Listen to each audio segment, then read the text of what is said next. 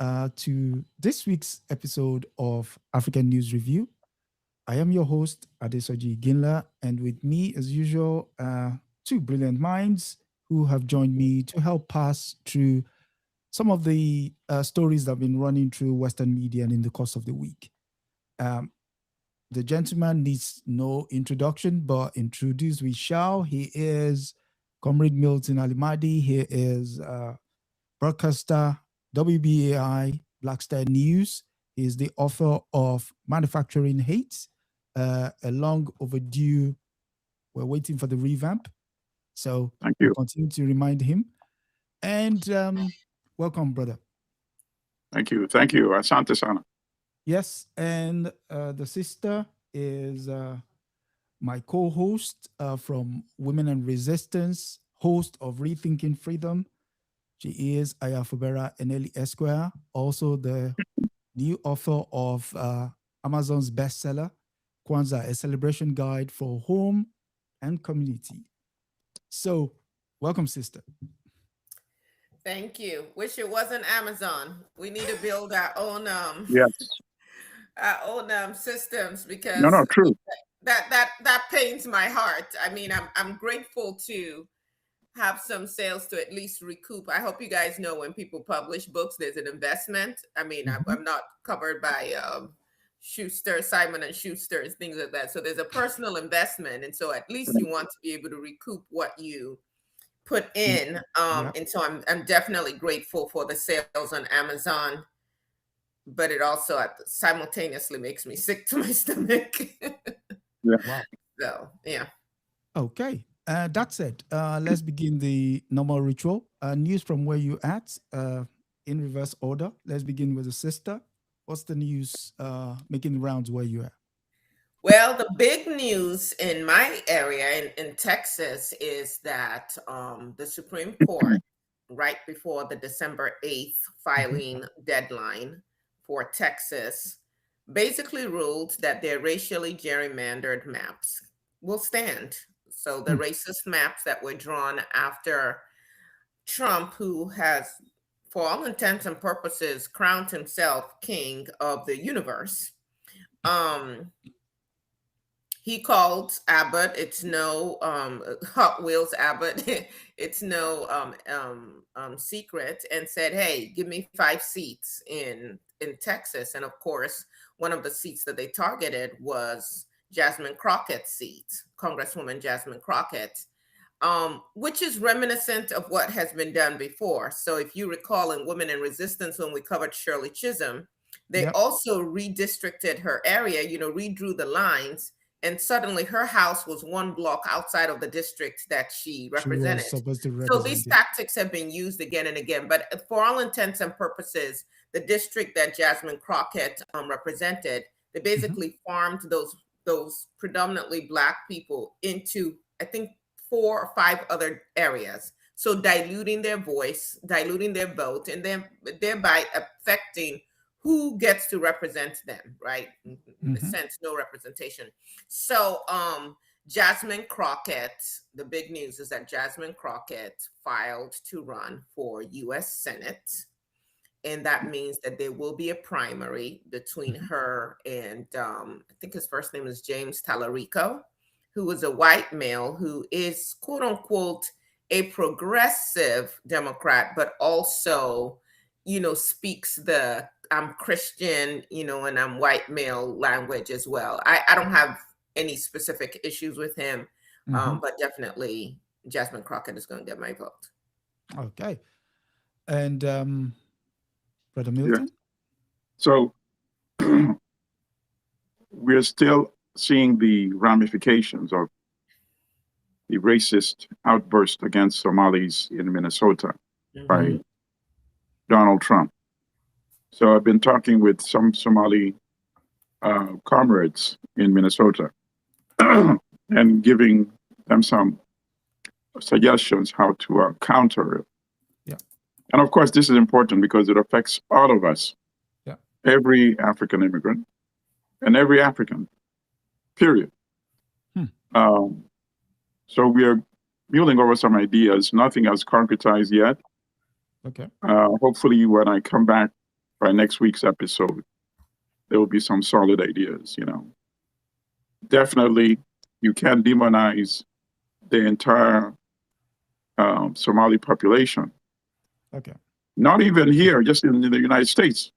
But he said they're useless even in their country. Yes. Mm. Their country stinks. Their country stinks. Wow. They're garbage. Ilhan Omar's friends are garbage. Your friend was Jeffrey. You don't even want all the details of your friendship to be released. Mm-hmm. So you're telling us, so in effect, you're saying Jeffrey was not garbage then. That's what you're saying. It's unbelievable. But anyway, by next week, I'll have an update on some possible ways to counter. May I just add really quickly here? Go on. It's the projection for me. You are literally the one stinking. You are the one when you stand next to world leaders. They're holding their noses. They're turning. They're trying to breathe anywhere but in your direction. You are literally the stink bomb. You are the piece of walking garbage. Okay. And then you're going to deflect and project that on someone else. What you feel about yourself on the inside. Let's just keep this real. Okay, fine. You took every word I had contemplated saying, and then I said, okay, let me leave that off the table for now. But it turns out I can say it since I was born in the U.S. But I guess they you are reading my brain and you deciphered it and just pulled it out. Absolutely, of course, everything he said is what is projecting. Well, that's it. And then the worst slur. Somalis are notoriously known throughout East Africa as people who don't sleep because they're working 24/7. Exactly. Right? So to say they don't want to do anything but just complain, pick somebody else, not Somalis, I guarantee you. So, well, you guys have given me a perfect segue into our first story for today, and it comes from the New York Times, and it reads, surprise, surprise, Trump calls Somali, he calls Somali garbage. He doesn't want them, he doesn't want in the country. The president delivered a xenophobic comment during a publicly broadcast cabinet meeting. But there's a key part here. It reads, there was a part here. Even for the president, okay, so it says there are people, even for a president who has frequently made derogatory comments about immigrants, the rant about Somalis was an alarming use of vulgarity from the White House against an entire community. But let's not negate this part. When they come from hell and they complain and do nothing but bitch, we do not want them in our country. Let them go back to where they came from and fix it, Mr. Trump added, as Vice President J.D. Vance banged the table in encouragement. What do you want to say to that? All right. So he's campaigning, of course. He's opening the salvo for the 2026 midterms. So he knows this is, he has that reliable base of the xenophobic folks. He wants to get them revved up early. Yeah. And then there are those who also claim to be progressives, but they also reveal their true nature when it comes to voting time. Although there are so many other issues that he's going to have to contend with. The Jeffrey Epstein thing is just going to get bigger going toward the election. The issue of affordability. It's funny. People interviewed are being saying the cost of living, right? Groceries, And you have this guy saying, no, everybody's fine, including the people who are saying, no, we are not fine. Okay. So that's going to be a tough challenge to counter that in 2026. And then the final point I want to make on this whole issue is what I think I mentioned it either last week or the week before. the establishment in Minnesota demonized the Somalis, thinking they could keep it exclusive, throw them under the bus because of the federal food scandal, the USDA federal food scandal, where people were inflating the numbers of meals they served, and they were billing in excess of what they should have been billed. Millions of dollars were embezzled. So let's throw the Somalis and let scapegoat them. But as I said, I wrote, and I was the only one that wrote this column. And for our viewers and listeners who are interested, go online and research Minnesota Department of Education and Milton Allimadi and Black Star News, and you'll see my column. My column discusses a report that was done by an auditing committee in the state legislature in Minnesota, and found that had the Minnesota Department of Education done its job of monitoring this program, the corruption would not have occurred, number one. Number two, no one has reported, but I did, that the Minnesota Department of Education also gets to retain an administrative fee. Each year, they retained on average $8 to $9 million. Over the 4-year period, they earned more than $35 million. So they had an incentive for this program to just keep going on, you see? So they had a built-in incentive, in fact, not to monitor this program. So why is the governor not firing the commissioner of education and other staff people at the Minnesota Department of Education? Why? Because the Somalis became the convenient scapegoat. So I'm just hoping more of this story eventually gets out now that they're looking further into it, thanks to Donald Trump. So in fact, the Somalis could use this attack to turn the situation in their favor and saying, here's the truth of what really happened. And you're finally paying attention to it because the president himself is maligning us. Okay, sister, your take?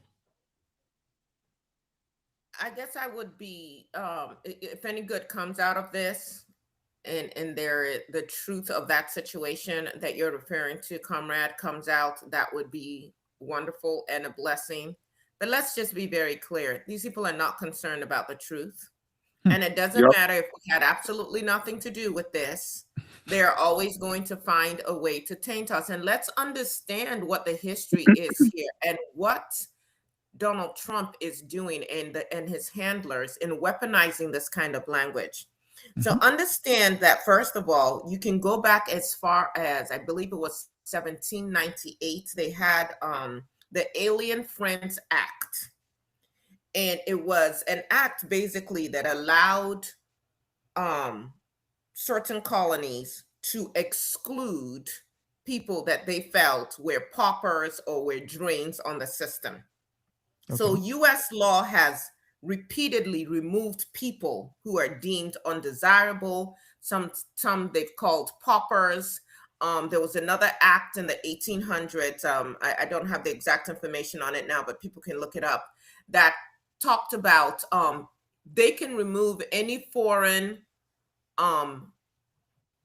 legal migrants if they are considered a threat to national security. So these people know they know enough of U.S. history, the history that they can use to weaponize, to understand that all they need to do is to start using this kind of terminology again. And then it's easy to say, hey, we've done it before, we can do it again. So we also see the list of 19 countries, right, where they're saying no immigration, or if you already are going through the process. So it just happened this past week where there were people who had already been cleared and they were in line to swear. Echo. There's an echo? Yes. No, it just started like a minute ago. Karen. Okay. Go ahead, sister. So, but they were getting ready they were in line to be sworn in as U.S. citizens when ICE agents came and pulled them out of the line. They've cleared all of the hurdles. They've followed all of the legal requirements and met them, but nonetheless, they're finding these different ways to pull them out. Now, who are the people? who are the undesirables? Who are the ones who are going to be national security threats? Not Melania Trump, who came in through Epstein and his folk, and somehow selling your body. Hey, it's not even alleged. This is out there. Becomes, I'm sorry, modeling becomes a pathway to get an Einstein visa, which then allowed her to bring her family. Stop hating on Melania. And she's been a citizen for less than the number of years that Ilhan Omar has been a citizen. Ilhan Omar is serving her community, is now a congresswoman. But this human being who flashes body parts, and hey, I have nothing, no issues with body parts, but this is her claim to fame, is somehow more deserving of American citizenship. And we understand that the issue is whiteness. And so when we look at this xenophobic rage, I mean, yes, he's showing exactly who he is. And many of us have friends who are also standing up and showing exactly who they are. And perhaps this is yet another wake-up call. Maybe we would really be woke at this time to understand that these people never mean us well. They don't want peace. And as more of our stories today are going to show, we are always in their eyes going to be the thing that they can use and discard. And we need to start acting differently. You know, Kwanzaa is coming up. I'm going to be having some very serious conversations with my children, because this is no longer about, oh, let me get a degree and get a good job. You've got to understand that there are people at war with us, whether we are acknowledging it or not. And we need to have a very different mindset on how we move day to day in everything that we do. So today it's Somalians. Yesterday it was Haitians. Tomorrow it's going to be another group. And all of those groups are going to be Black and brown. And eventually, for my African-American brothers and sisters, we are not exempt. We are simply not exempt. It's coming, because that's what it does. So you look at Nazi Germany, you look at any group, any time that they are going to start really killing off people, you start off first by dehumanizing them. Well, shoot, look at Gaza. What were the Palestinians called? What are they still called? So garbage, vermin, rats, all of those cockroaches. That's what was used in Rwanda, right? We need to pay attention to this language. And by the way, absolute shame on the US press. Absolute shame on the media, who just glossed over this like, oh, nothing to see here. This is not absurd. This is not dangerous. They just went along with it and did not have the guts to roundly condemn this as absolutely unacceptable for a country that calls itself the leader of democracy. Shame on the press. Right. Okay. But the press, yes, of course, the press is reflective of the society that it serves. So it means that the editors and the reporters of the large institutional Eurocentric media, they believe they are being reflective of what the Euro society is also thinking. That, yes, there goes Trump again. You know, and that goes back to my critique that I've made very often, that we should not think the problem is coming just from the Republicans, really. I make minor distinctions. Yes, the verbiology is outright explicit racist when it comes to the Republicans, but at the end of the day, parties that are dependent on large corporate donations, and corporate donations come from the system that it is sustaining, which is monopoly capital. And that's the problem. Right now, there's, to be straightforward and blunt, there's no political party that is representative of the marginalized communities.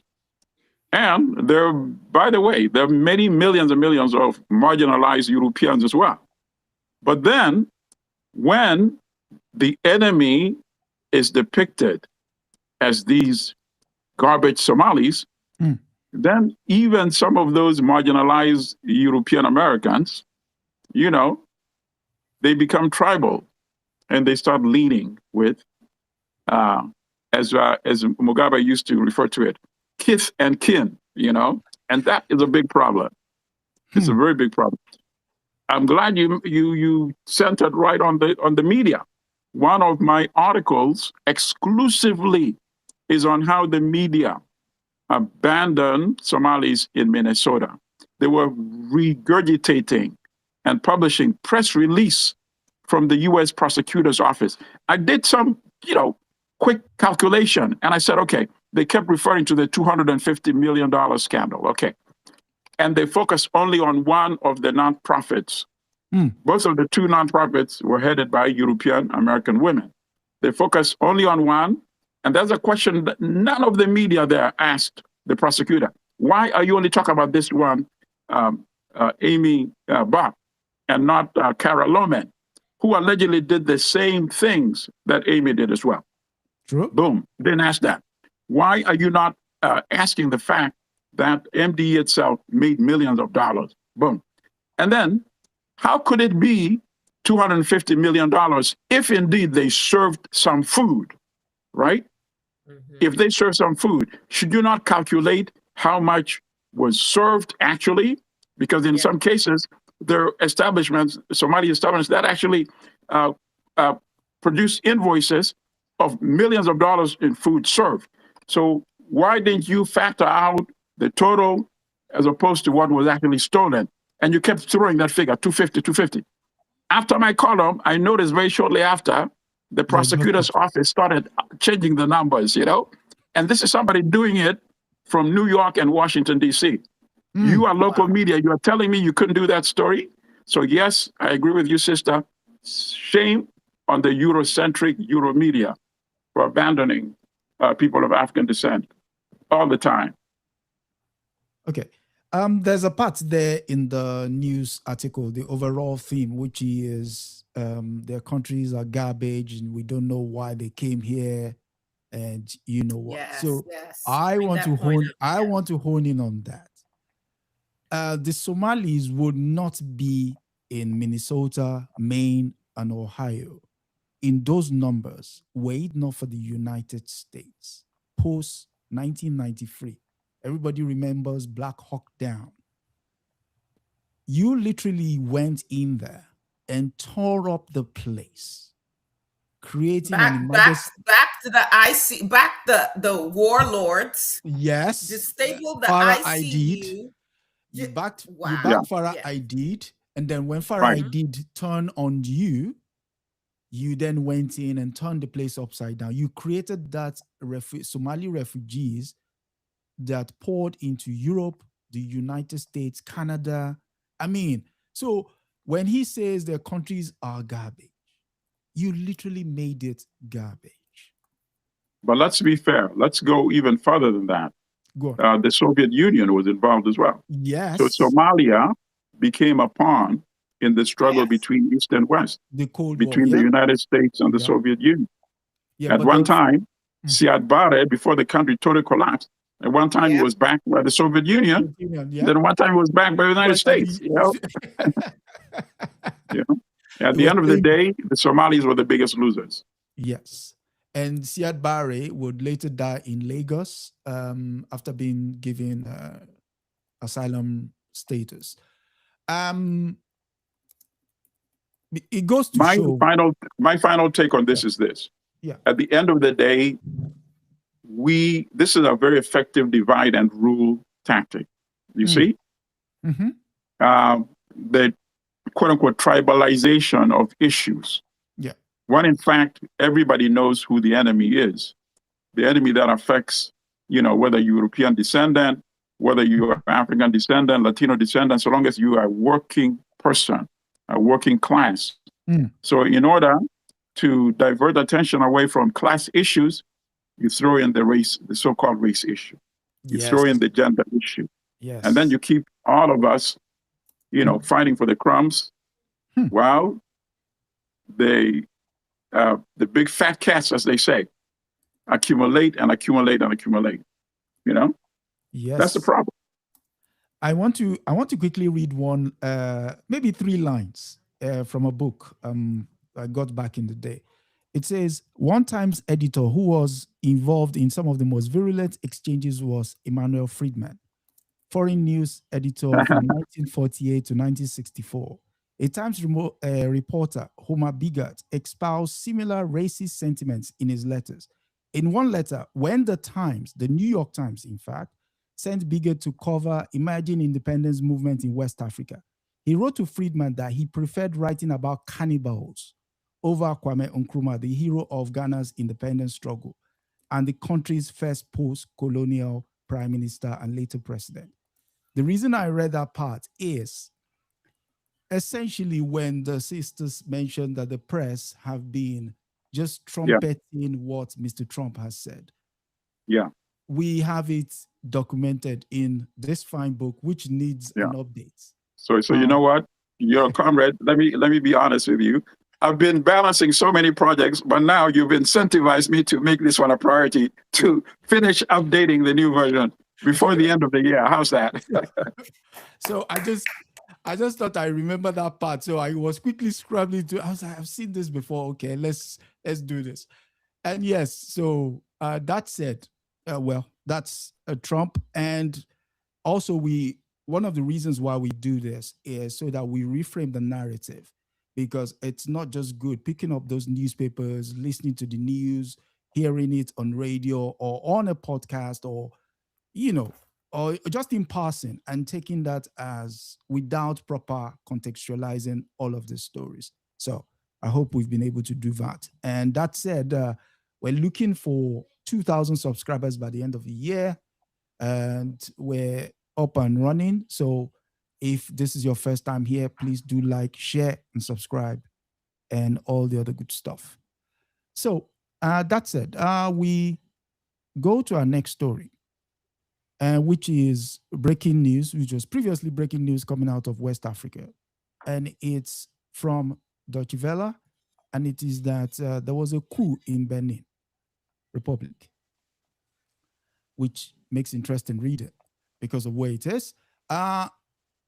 It's from the German news organization, Deutsche Welle, and it reads, the headline reads, Benin, ECOWAS troops deployed after failed coup attempt. The byline says, Benin government said it foiled the coup attempt by a group of soldiers who sought to destabilize the state. ECOWAS has now deployed soldiers as President Patrice Talon said the situation is under total control. There was a part here that jumped out. Okay, so ECOWAS troops from Ghana, Ivory Coast, and Nigeria and Sierra Leone will be deployed to Benin. They've already been deployed anyway, where President Patrice Talon stressed in a TV address that the situation was under control after a failed coup attempt. Now, what is your take on this story when you first of all heard, in light of what has happened here in this region, and especially in the larger African space? Let's start with Brother Milton. Sure. So this coverage, obviously, and the concern, of course, in Western media and Western government is the possible expansion of the alliance of Sahel states, right? Mm-hmm.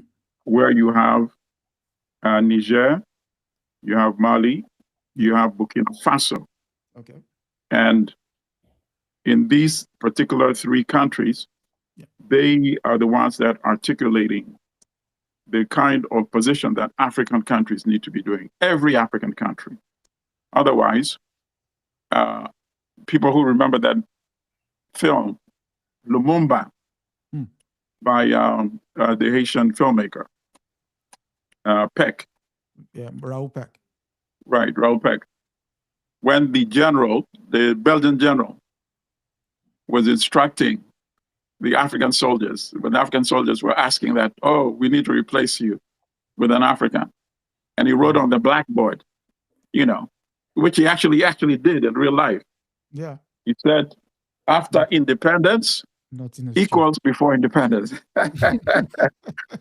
So in Niger, in Mali, and Burkina Faso are trying to change that. And they're saying the only way we can change that is by controlling our resources and making sure we maximize the percentage of money that we get from whatever is sold out. That's one half of the story. The second half is we have to start industrializing. We have to start using these resources to manufacture domestically in our own country. So it does a number of things, create jobs. And, it's not just one job, because when you create a factory job, the resources are produced on site. So let's take textiles, for example, right? Yeah. Now people are going to be growing cotton. That's an industry, right? Yeah. People are going to be preparing that cotton. That's an industry. Somebody's going to be preparing that into textiles. That's an industry. Somebody's going to be producing clothes out of that. You see? So there are multiplier effects of every industry. This is just one example. And this is what African countries need to do. So long as they follow business as usual models, nothing will change. So to give you my own view of this article is that, this is a soldiers trying to disrupt constitutional government. It's true. That is accurate. But there's a bigger story behind it. Why are they trying to disrupt constitutional government? And in my own view, I think they want to emulate what is being done in Niger, in Mali, in Burkina Faso. So you notice the countries that intervened to reverse the coup are countries that pursue the neoliberal model. Yeah. Nigeria, Ivory Coast, you see, it's not by accident. So that's my take on this article. And if you go toward the very end, but after Sister speaks, then maybe you can go to the very end and you'll see the person they're quoting. Even though he's an African, he's giving very useless quotes, They found an African to give the kind of quotes that a European would give, and you'll see that after the sister provides her own take on this. And I have one more question. How could Nigeria reverse a coup in another country in 15 minutes, and you've been fighting Boko Haram for 30 years? Come on now. Brother, that was my point. That was my. Oh, I'm sorry. No. We are completely in sync. That was my. You should have muted me. That was my leading point. First and foremost, for these next articles that we're going to cover, I was so burdened by the information here. I had to get my sage. I got some sage here to cleanse. No, because these stories are heavy if you really think about them and if you think of what's at stake. Okay? When you think about the toll it takes on a people to be dehumanized.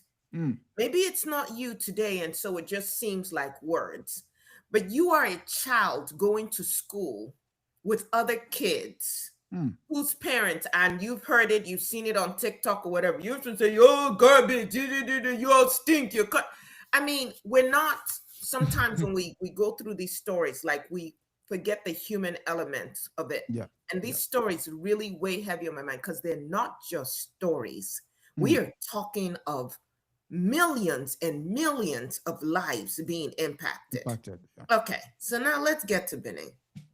I totally agree with you, brother, that I my sense, and they didn't talk to me, but my sense is, hey, we see some of the positive things coming out of what's happened in Niger and Mali and Burkina Faso. We need something similar here, particularly when you consider the fact that they are supposed to have elections in Benin in April of 2026. Yep. However, let's talk about what kind of constitutional government this is, because all the opposition leaders have been taken out of the equation, right? So Thomas Bonyi Yayi, who was former president, he's out of the picture. Rekia Madugu, he's been imprisoned following quote unquote terrorism related convictions. Joel Aivo, who's an academic and an opposition figure, he's been imprisoned following a high profile conviction that has also been criticized. So you're having elections in April, but there's really no one to run against you. right? Because and none of this was mentioned in this article. What you just said. Yeah. Exactly. So, like, we always have to ask, what else? What else? First of all, go back to Adesoji's book. Look and see where is Benin, because we need to know where these places are. Oh, it's in proximity to. Oh, it's right next to Nigeria. Oh, we actually have brothers and sisters on the other side of this line because we were one people before they arbitrarily drew that line to begin with. But let me not go. Let's talk about what do the people of Benin, what does their economy look like? Where you have a literacy rate for women that is under 40%, where you have over 80% of the people living on subsistence farming, if you will, informal labor. So the other thing this article doesn't address, and maybe it's because it was put out so early, is the intervention of France. First of all, they extracted the president and protected him. They made calls to Nigeria. They activated ECOWAS, and they were providing intelligence and logistic information to the whole time because they are protecting their interests. Yes, and of course. So I'm not necessarily a proponent for coup. I want peace and stability. But what we also know is that too many of the African leaders are just part of the elitist class. They are not caring about what is happening to the average African. And we have to address this in some way, shape, or form. But yes, the point that you were making, brother, wait a second. Nigeria, in less than a couple of hours, you mobilized, you had jet fighter planes flying over Benin and coordinating with France to take out these people. But you have not been able to find where these girls are, where they're hiding in the Sambesi forest in your own country. You cannot address the issue of instability, insecurity in your own country for all these decades. Y'all play too much. You guys have. That's crazy. Something is going on. Something is going on for sure. Okay, Brother Milton, you wanted to add? No, I'm just agreeing with that. I said something is going on. It's irreconcilable. You know, the conduct in Benin and the conduct domestically. You know. Okay, so my contribution is this. There was a book written a couple of years ago titled "The Prisoners of Geography." It's written by Tim Marshall, and in there it says some countries are not valuable for what they hold, but what they are. Yeah, Benin is an example port. of such a yes. Benin is an example of the example of what he makes in that book. And so why do I say Benin is a prisoner of geography? And Niger recently discovered oil. And in order to pipe the oil to the sea, there's a pipe going through from the north of Benin through to the port in Cotonou of Benin. So you now have a situation where the Chinese are the ones who laid the pipeline. The port is going to bring out the oil. And here is the conundrum. That's where the port where Cotonou sits is one of the most prime real estate when it comes to oil in the world. It's called the Gulf of Guinea. Literally, Nigeria's, which is where Sister Aya is from, the oil producing areas, bets out there, Gabon, bets out there, Cameroon, bets out there, Angola, bets out there, what's it called? What's the other country? Ghana, bets out there. So any oil producing or consuming country comes in there, collects their oil and go. What these guys were trying to do is to ensure that that conduit, which is Benin, does not fall into the hands of these guys led by Lieutenant Colonel Tegri, does not fall into their hands, because if it does, it means now you've sealed that pipeline. It becomes much more dangerous for the companies that are coming to to pipe. Then there is another aspect, which is where the sister comes in. Sister said Nigeria was able to mobilize in less than a couple of hours to get all their troops within into Benin Republic. We cannot lose sight of the fact that one of the most vital corridors, import and export corridors for Nigeria, is the Seme, Lagos border, Seme Badagry border. That border alone brings in billions worth of goods into Nigeria. So if Benin falls into the hands of quote unquote hostile forces, it means that conduit is blocked. Now, with regards to the grand scheme of things, what the article does highlight, but doesn't go in depth into, is that Patrice Talon has been doing what is known as state capture.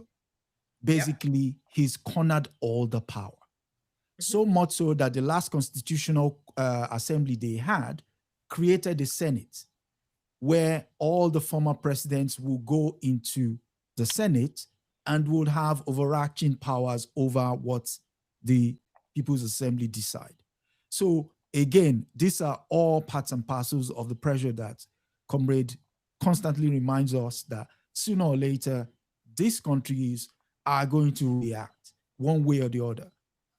And they might have put down this one, but I can guarantee you there's something else in the pipeline. So, brother. Yeah, not only Benin, in many other African countries too. But I have a quick question for you as well. Yeah. So for Nigeria to intervene militarily like that, doesn't your Senate have to weigh in as well and take a vote? Well, forget our laws. We have no laws. we run a top-down government. Some of what you're describing is cosmetic in nature. We run and I mean, similarly to the way that the Supreme Court in the United States has given Trump unfettered power, the same is true for Tinubu, because he should never have been president in the first place. Right. Okay. Understood. Okay. Yeah. So, and Nigeria being the big bully around that neck of the woods, basically, I mean, it was bound to happen. I should also add that as much as Nigeria doesn't have electricity, Nigeria provides all of the electricity in Benin Republic. So if Nigeria were to turn off the lights, they will basically be in darkness. So, well, again, and in the same darkness Nigeria is in. But I think we should also note, someone pointed this out in the chat, that Kemi Seba that Talon has just called for his arrest. Of course, this is after France stripped him of his French citizenship because he was critical of France and what they're doing in Africa. And so what Trump is doing, I suppose, he has allies across the world who will say, yes, we don't want those people coming in here. And freedom of speech is only for some. In America, First Amendment rights only for some people. The rest of you be quiet. Just shut up and play ball, as they told LeBron. Shut up and dribble. Shut up and dribble, yeah. Okay, yes. The comrade said I should go to the bottom of the article. No, I think we can move on. We can move on to another story. Yeah. Okay. So we go to our next story, which is what happened in Washington recently, and that comes from. Okay, I gotta bring back my save. The Financial Times. So the Financial Times reads, DR Congo to give US buyer mineral access after peace deal. Washington and Swiss trader Mercuria announced up to $1 billion each in funding as Trump seeks to end long-running conflict. The Democratic Republic of Congo has agreed to give US buyers preferential treatment for minerals sold by its state-owned mining companies, just after 1 day after Washington brokered a fragile peace treaty between the country and neighboring Rwanda. The US government and Swiss trader Mercuria on Friday each announced up to $1 billion in French funding for mineral ventures in DR Congo, the world's biggest producer of cobalt and second biggest producer of copper.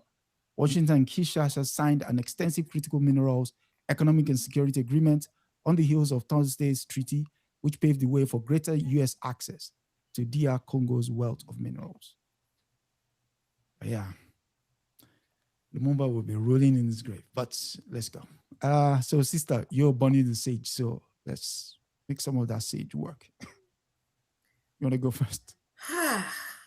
No, really, this article and just everything surrounding the article, it causes me deep pain. I can't even explain it, because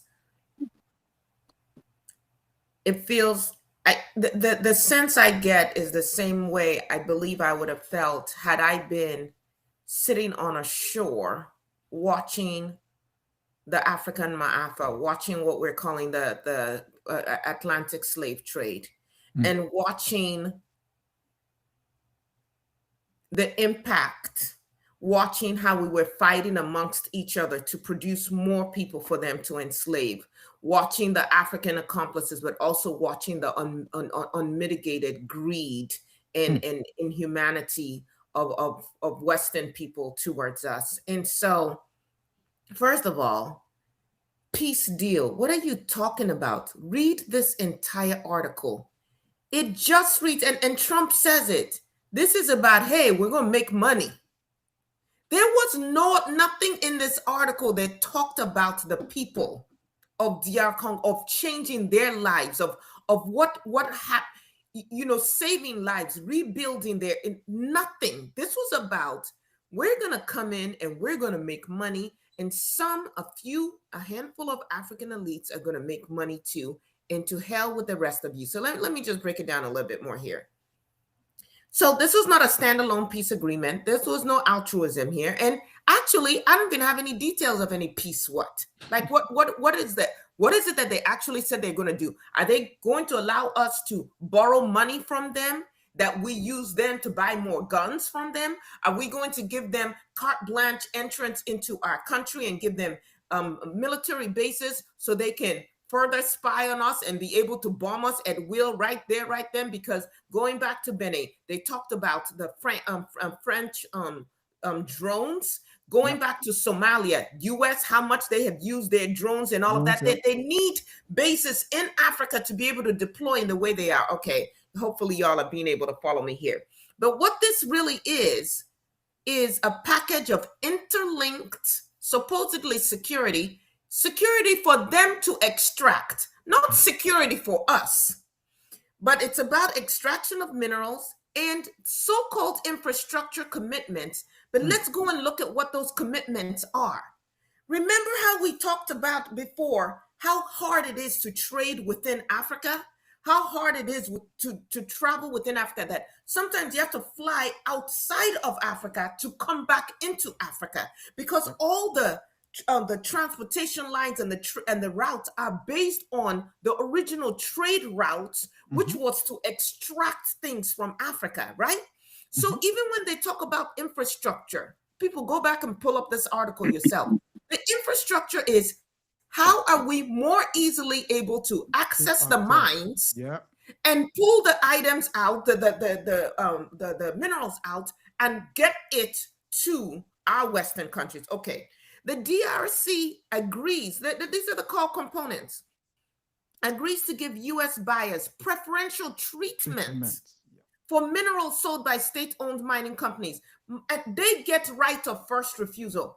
Preferential treatment and right of first refusal. Mind you, I don't see any reciprocity where America has said, oh, and by the way, you get right of first refusal, or you get preferential treatment when you're buying any of our finished products. I also don't see anything that says, oh, by the way, there will be an exchange of technology here. You are actually going to start being able to manufacture some of your raw materials. No. Security for minerals logic. President Felix Tshisekedi is basically saying, I need your security support. But in doing so, you can now get access to our cobalt, our copper, our gold, our tin, right? Yeah. Then this agreement, listen to this, creates a strategic mineral reserve to ensure, listen to this, who is this supposed to serve? To ensure predictable and durable supply for the United States, not for the country of origin. My God, how are we still signing these kind of things? And then, quote unquote, up to $1 billion from the U.S. International Development Finance Corporation for the Lobito Railway, linking copper producing regions to Atlantic ports serving Western customers. Now, when they say infrastructure financing, they did not say that they're giving you free money. When I finance my house, guess what that means? I'm still paying on a loan. There are no freebies going on here. So you are loaning me money to build the infrastructure to make it easier for you to extract my goods, which you get right of first refusal to. Make it make sense. Y'all see why I had to burn some sage. And then this other entity, Gecaminas Mercuria, this joint venture, what again? They are providing up to $1 billion in pre-financing, credit lines, logistics, warehousing, and transport. Again, so let me wrap up with this. There's no binding commitment to local mineral processing. There's no requirement for downstream manufacturing in the DRC. There's no preferential pricing for the DRC when buying finished goods. There's no technology transfer mandate. There's no labor value retention clause. There's no guarantee of reinvestment into Congolese public services. There's no binding environmental or social repair obligation. There's no Congolese industrialization timetable. Oh, I gotta stop because I'm so hot. I'm so mad. I'm sorry. You carry on, brothers, because what are African leaders doing? Really, what are we doing? Okay. All right. So Congo had two choices because Congo is not getting any support from any African country anyway, you see? Why? Because many of those leaders should not be in power. You know, once we have a collection of more leaders like the ones in Burkina Faso, Mali, and Niger, then there'll be hope that there'll be more African countries actually helping other African countries. So for the time being, they're not there. In fact, the countries that were sent to try to resolve the conflict between Congo and Rwanda, initially Uganda, and then Kenya, they ended up stealing Congo's resources, and in the case of Uganda, killing literally millions of Congolese.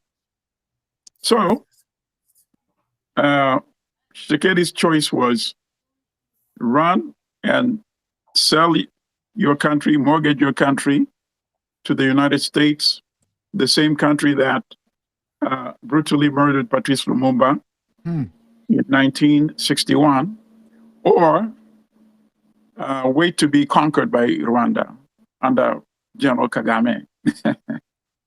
So Kabila decided to sell his country to the United States. And what this article does not mention, a much more serious issue actually. This is very similar to what happened at the Berlin Conference. Yes. Only in this case, you have Africans signing onto this agreement as well, the documents. In the Berlin Conference, African leaders did not even know that there was a conference ongoing to partition the continent. They just saw Europeans coming with the military and saying, oh, this country belongs to me now. Get off my land. But in this case, Tshisekedi and Kagame were in the White House signing this. So here's another thing this agreement says that is not in the article. It does say, as the sister pointed out, that the United States has the right of first refusal. Yeah. But it does not say that if Congo wants to negotiate over these minerals with another country, it has to first contact the U.S. ambassador in Congo. Puppet government. So how does this get more, you cannot get more explicit than that, right? This is Berlin in 2025, yeah. right? In order for the Congo to even contemplate negotiating with a party that is not the United States, you must first inform the U.S. ambassador. Beyond that, I don't even see the purpose of adding additional comment. Wow. Because the sister covered the elements of the article very well. But I might add two things. Congo could use this interim period to build up its national institutions, to build up its security forces and its army, so that if Trump indeed completes his term, which is 3 years left, at the end of the 3 years, you have a viable armed force that can secure your border and your sovereignty, right? That's option one. Option B, the Congolese elite, including Tshisekedi, the president, will do, as Trump said, make a lot of money. And then in 3 years' time, nothing would have changed. You would have made a lot of money. You'd still have the ragtag army. Congo's population is over 100 million. Rwanda's population is 10 million. And yet Rwanda can conquer Congo anytime it wants. So if nothing changes in 3 years' time, the elite, the Kabila, Tshisekedi class will make hundreds of millions of dollars. And then Trump will go. And then Rwanda will. Kagame, of course, would still be there. He's not going anywhere. Rwanda will then annex Eastern Congo after the U.S. interest is gone. But for the time being, it seems that the U.S. is serious about making money, because last week, when Rwanda conquered additional territory toward Burundi, the U.S. was very clear in what its ambassador at the United Nations said. It didn't mince words. It said Rwanda controls M23. Rwanda is responsible for this new conquest. Rwanda is directly commanding M23, and the U.S. will take action against anybody who spoils this agreement. So, in order for them to make their money, they're even willing to take care of Kagame. So, it means that, at least for the time being, so long as they're making their money, as Trump said, Rwanda's hands are going to be a bit tied in terms of just conquering. Because as the U.S. ambassador to UN said, we don't want spoilers, you see? But as soon as this thing fades in 3 years,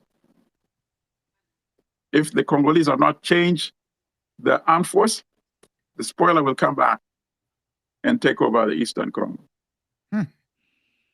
That's it. I'm mindful of the time, but I feel like I need to just say this, and just no, please, sister. Just the point that we can explore individually, collectively at some other point. If I go back to the area where my people reside at this point, Opobo Boni, there was a civil war in Boni that led to the creation of Opobo in the southeast part of Nigeria.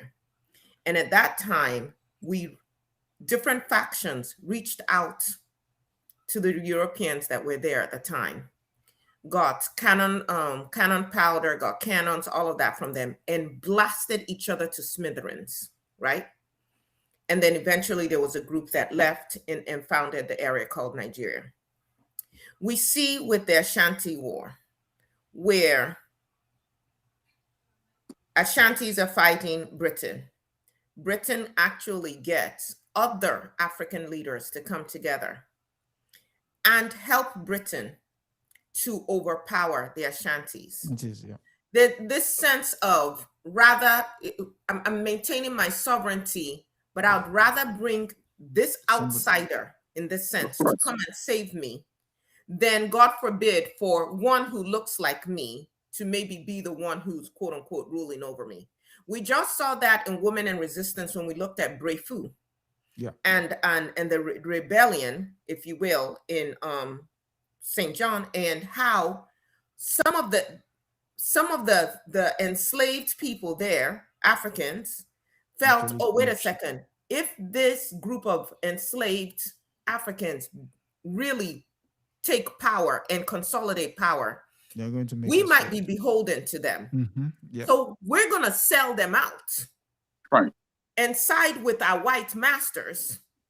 Right. Because somehow it makes more sense because we believe in our inferiority.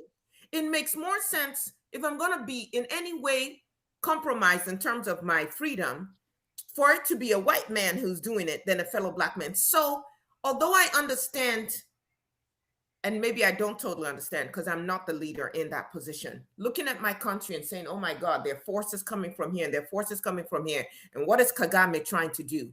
But then understanding the totality of the history of Africa and still delivering myself and my people to the United States of America, to Trump. Right. But let me add to that as well. I guess that has been between a rock and a hard place, but it has never worked for us in the past. I don't see how it's going to work for us now. No, it goes beyond what you just said. It is not a uniquely or particular African thing, by the way. This is where you have to say, that as Andy Young said, Britain was truly the mother of all imperialism and colonialism. How could tiny Britain control China at some point? It means the British were able to get Chinese fighting against Chinese. The British got Irish fighting against Irish. Irish, yeah. Right? The British were able to duplicate this template in the Americas, in North America and South America and the Caribbean. Yep. Right? So it's not a uniquely African problem. But as you say, shame on Kagame with his greed as well. Right. We have to look at how we can look beyond these limitations, limited visions, you see?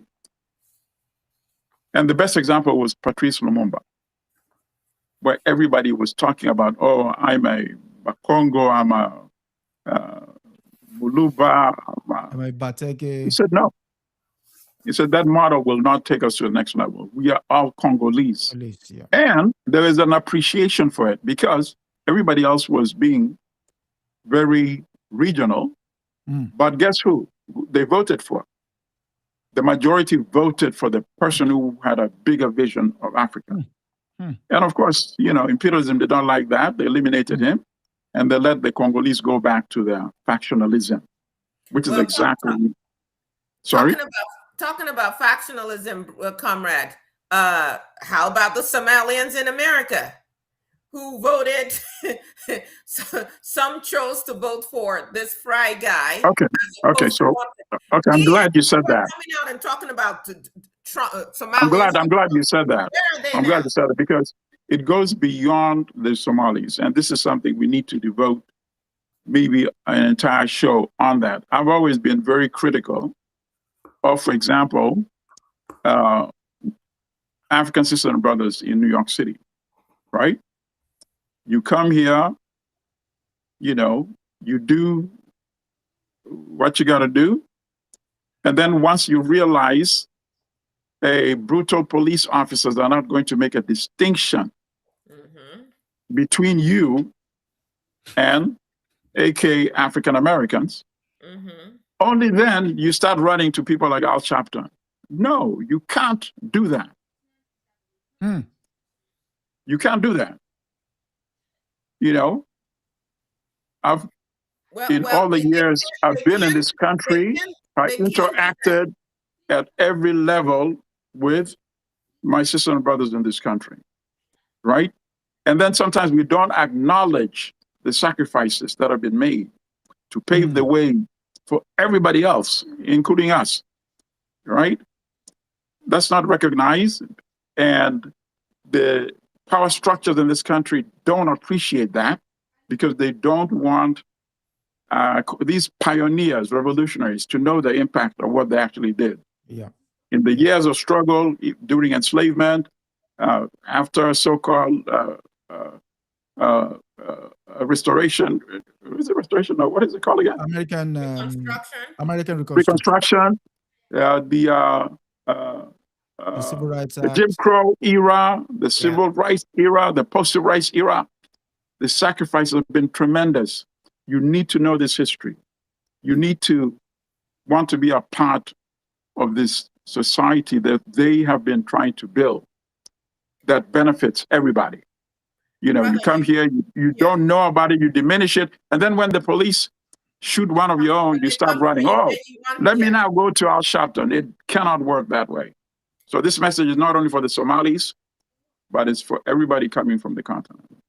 I wholeheartedly agree with you. It's actually one of the reasons why I decided to get a master's in Black Studies at Ohio State, is because coming to this country, I realized how this misinformation, this disinformation spreads and creates divisions amongst us. So you think of the images that African people, Black people, African Americans were getting of Africa. It's distended stomachs and flies buzzing around children's eyes. That was all they were getting. So Africa, you know, they're eating the dogs, they're eating the cats. They can actually believe that. And what were we getting back in the United States? Exactly. We were getting gangbangers, good for nothing, single moms. So of course. So they set it up where we meet each other and we don't recognize each other as brothers and sisters. And what I would tell my friends is, I'm like, you are crazy. It's like your mama had a child and that child somehow moved somewhere and was living with an aunt somewhere, and you come together and you don't want to recognize that you are kin. And you're absolutely right. And I would say if they were still lynching, which they are, but if they were more wholesale lynching Black men the way they were earlier, would you migrate to this country and think this is the place that is going to save you? No, you won't. So how dare you not acknowledge the history here and actually not pay homage to the people who paved the way for you to be here. And if we understand on all sides that it took us coming together for us to achieve the successes we have. So the civil rights movement coincides with the African independence movement. Yep. It's the same period of time. These people were meeting at the Pan-African Congress. They were we had people like Nnamdi Azikiwe who were students here in the United States. We were having conversations with each other. Nkrumah went to HBCU. If you look at the overthrow of apartheid, it was because largely the impact of African Americans who were pressuring their government. So for anybody on either side to think we are not one and our struggle is not one and we can ever win if we're not unified, you stupid as hell. And I'll just put it that way. Not even ignorant. Well put. Well put. We need to unite. I'm gonna put you and Trump in the same room now, and let's see who comes out standing. Last story. Well, as long as I have my gas mask on. Okay. Last story before we throw you into the rigs with Trump. It's from the BBC and it's titled Kenya signs a landmark health deal with US despite data fears. There is the man himself, William Ruto and Marco Rubio. Kenya has signed a historic 5-year health agreement with the US, the first such pact since Donald Trump's administration overhauled its foreign aid program. The 2.5 billion, that's 1.9 billion pounds deal is aimed at combating infectious disease in Kenya, with similar agreements expected to roll out in other countries aligned with Trump's broader foreign policy goals. The government-to-government deal aims to boost transparency and accountability, and has raised fears it could give US real-time access to critical health databases, including sensitive patient information. Kenya's health minister, Aden Dual, sought to allay such fears, saying only identify aggregated data will be shared. Okay, sister, want to go first? No, let brother go. All right, so on this article, I only have a few points. I think obviously I made myself clear a couple of weeks ago when we discussed the fact that they had cut all the money that used to sustain the financing of the health program to fight HIV/AIDS in South Africa and other African countries. Yep. And I said, Obviously, in the long term, you don't want any African country to be dependent on any type of aid, period, Correct. from the United States. I also said in the short term, obviously, I would not advocate just overnight cutting the assistance the way they did, because it means many people are going to die in the process as you find your other ways or alternatives of how to do it. So those points I made at that time, they still apply today, right? Obviously, it means there's a lot of duress on the health system. If this money can lead to saving lives, the money should be taken. But here's my concern. Are you going to go back onto that dependency model again? So I read in the article that Kenya is going to contribute $800 million, I believe, and the US 1 point something billion. Okay. And do you have a plan that shows me in every subsequent year, Kenya is going to be assuming the greater proportion of it, and that within 3-4 years, there'll be no need for Kenya or any African country to get this type of aid? That's what I really want to see in terms of a program. But to refuse it because there are concerns about issues of data, and the people who are concerned, and of course, issues of data are very critical. I'm not undermining it at all. But I'm saying, I wonder whether the millions of Kenyans who live in the rural areas, the ones who now have no access to any type of medication in those clinics in the rural areas, I wonder if they are as concerned about data issues as the elite who are living in the capital city of Nairobi. I saw a documentary, and the guy needs to update the updated version. It's called "The End of Poverty" by Philip Diaz, and it was discussing the Kenyan who lives in the so-called slums in Nairobi. I think it's called Kibera. The slum. Yeah. Kibera, okay. And one was being interviewed. This guy who said since the World Bank program, when the country got a loan from the World Bank, and the condition was to cut all subsidies to the healthcare system. So they could not even go to hospitals to get simple medicine for malaria. So people are dying of malaria because they cannot even afford quinine. He says for any illness that his family has, they would try to get enough money to go and buy aspirin from the local corner shop. So I think we need to distinguish the concerns of the elite. And I'm not saying that data issue is not legitimate, but we need to distinguish their concerns with the concerns of the vast majority of the impoverished Kenyans in the rural area as well. Okay. Sister?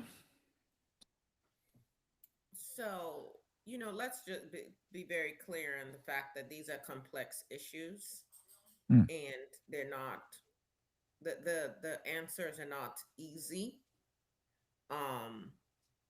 But I would say definitely necessary for us to think through just all the ways that we are trying to address these issues, and to have not just short-term plans, but to have longer-term plans, like brother was saying. Yeah. I do have a lot of concerns with this deal.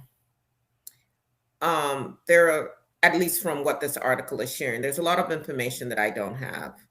I understand the point of we don't want to give money to a third party. Well, not even a third party, USAID, that it was still run by the United States, and then somehow it's going through NGOs and so on and so forth. That's the argument they're making. But if it's a USAID, they equally could have done this without going through NGOs if you wanted. Okay. I guess for me, I'm looking at, again, the way that the US is bullying and squeezing countries.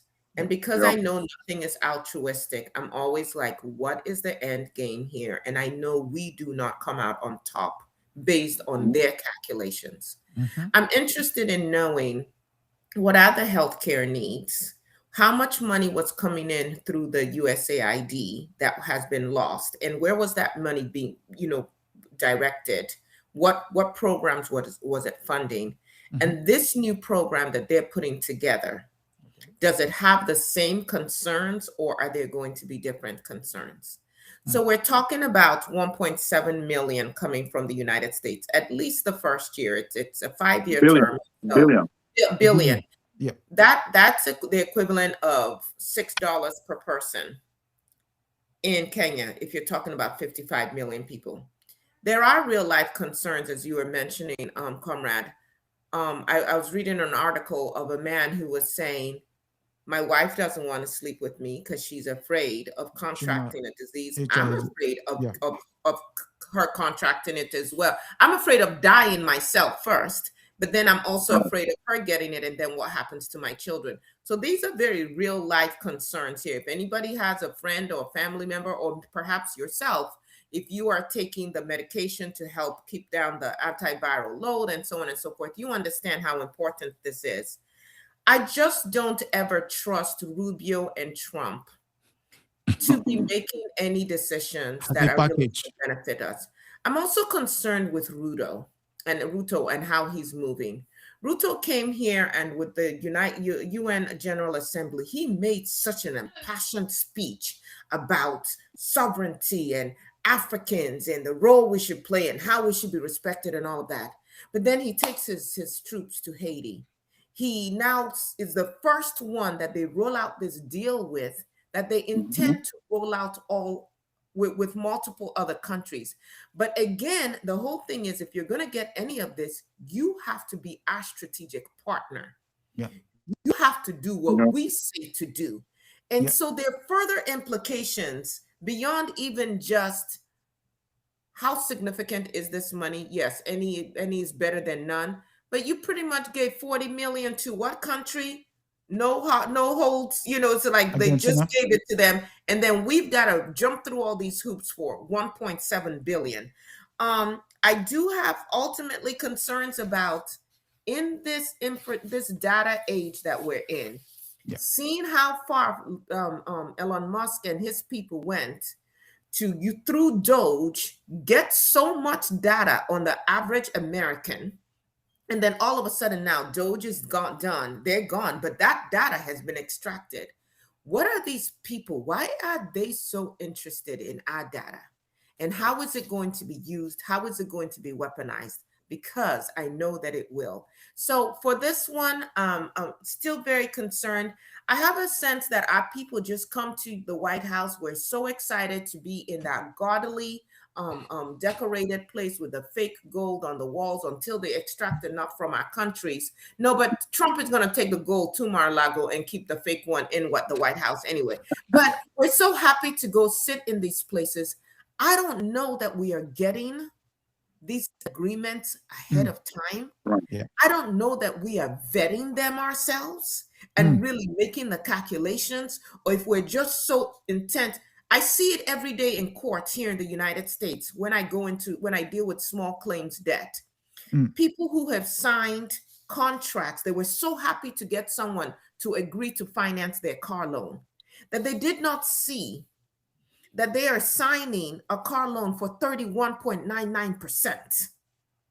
That they did not see that they have to pay first like 5 years only on interest, and the principal hasn't come down. And by the time the principal you start to pay the principal, the car has fallen apart because you bought a lemon to begin with. But guess what? You signed this contract. So now you are bound by this contract. But the people who gave you the contract to sign had it vetted, had their lawyers look at it, made sure it was ironclad. I'm just concerned about how we're doing business. I understand that we are in a tough situation.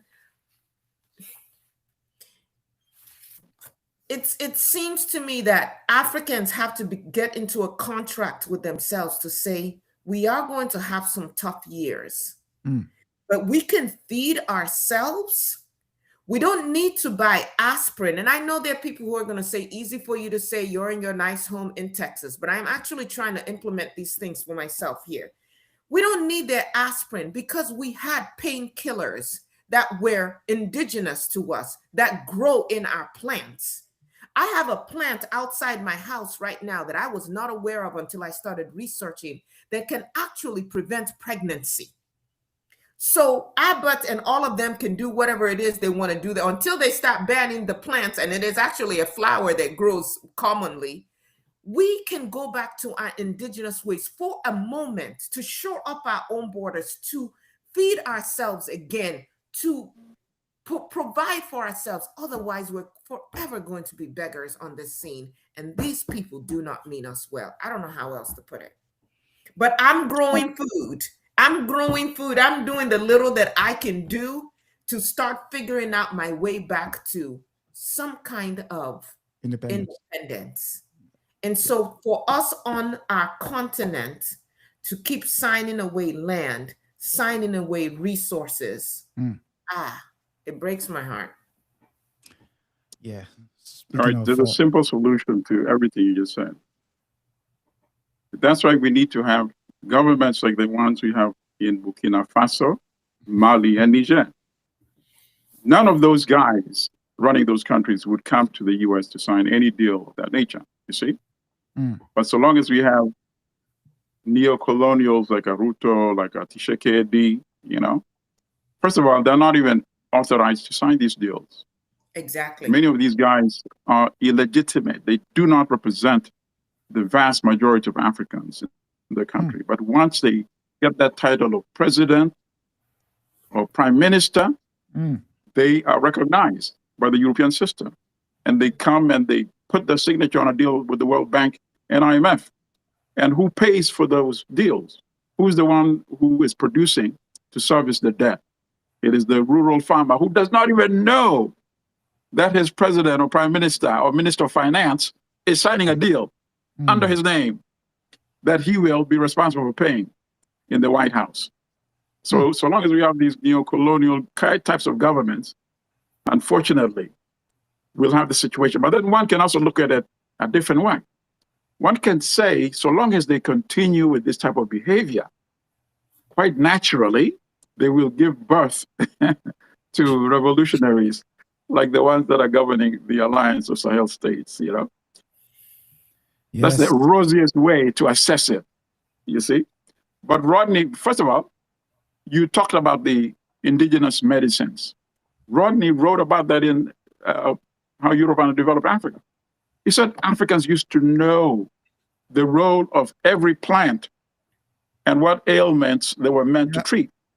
But they stopped that in the education system, in the colonial education system. They wiped all of them out, you know, destroyed all the indigenous education and got you to sing what? God Save the Queen or God Save the King. Yeah. So we need to go back to a lot of that as well. But I agree with you. We have so many indigenous solutions. But if the mindset of the people that are governing these countries look first to Europe or to the United States for solutions, we have a big problem. Yes. There is one quote I would like to leave us with, and it's, for as long as your home are under puppet regime teleguided by neocolonialism, real black freedom will only come when Africa is politically united. That sounds like Nkrumah. It sounds very much like Nkrumah. That's it's actually Nkrumah, and it's titled "The Struggle Continues." So there you go. Which I'm currently reading. So, that said, we've come to the end of another, I'm sure, very informative and insightful episode of African News Review. I cannot thank Sister Aya and Comrade Milton enough. And we hope to continue to do this. And one of the reasons why we're doing this is all of these stories cannot be written in the void. Simply because they've written it doesn't mean it ends there. We as human beings, as Africans, as African Americans, as Caribbeans, as Africa larger at heart, should also it's called the Africana people. If you say Africana, that it puts all in a wide umbrella. There's even another phrase that I will co-opt from another larger space, which is now, it's called Global Africa. So okay, yes. So that's we're part of a global Africa. So that said, thank you both for coming through. Any final thoughts? A luta continua. And sister? Just gratitude to all our family that are in the chat, who are watching, who are sharing, who are thinking through these issues. We win together. Together we win. Yes. And speaking of winning, for some of elders who have won in the past, we continue our series of Women and Resistance, and it will be the turn of Saraun Magu this Wednesday, 7 p.m. Eastern Standard Time. The name again is Saraun Magu. Join us and you will find out more about her. One final thought. Also, we're looking to get to 2,000 subscribers by the end of December. And I'm sure you guys know what to do. Like, share, subscribe, and all the other stuff. Until next week, it is good night and God bless. Waheri.